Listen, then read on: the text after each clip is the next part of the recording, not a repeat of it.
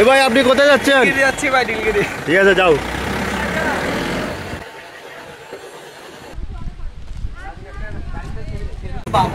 ভাই আসসালামু আলাইকুম, কেমন আছেন আপনি? হ্যাঁ ভালো আছি ভাই। ভাই একটু নামেন, আপনার সাথে একটু কথা আছে। ভাইয়া 3 পার্বত্য জেলা তো বন্ধ শুনতেছি, পাহাড়ি বাঙালির সাথে একটা ঝামেলা সৃষ্টি হচ্ছে, সব দিয়ে শুনছেন। এই বিষয়ে বান্দরবন সম্পর্কে আপনি কি বলবেন?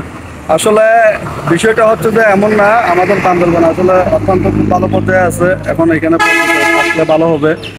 আর মূলত হচ্ছে এখানে এরকম মানে আমাদের বান্দরবানে তেমন ওই ধরনের কোনো ঝামেলা বা কোনো পর্যটক যে স্পট যাইতে পারবে না বা পর্যটকের জন্য বাধা আছে ওরকম কিছুই না। যেটা ঝামেলা হচ্ছে সেটা হচ্ছে বিশেষ করে আপনার রাঙামাটির খাগড়াছড়ি, ওইখানে সবসময় ওই ঝামেলাটা থেকেই থাকে।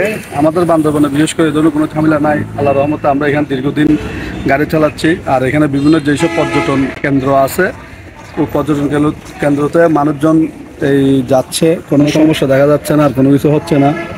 আর দ্বিতীয়ত হচ্ছে যে আপনারা আসেন, কোনো সমস্যা নাই, আসতে পারবেন। এখানে কোনো ঝামেলা না, আপনারা সবাই নির্ভয়ে আসতে পারবেন। ধন্যবাদ।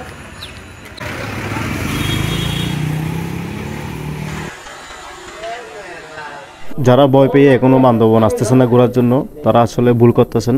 এ দেখেন হাজারো পর্যটকের ভিড় আমাদের বান্দরবনে এখনো পর্যন্ত আছে এবং আগামীতেও থাকবে। আর আপনারা যারা আসতে চাচ্ছেন অবশ্যই শীঘ্রই চলে আসেন।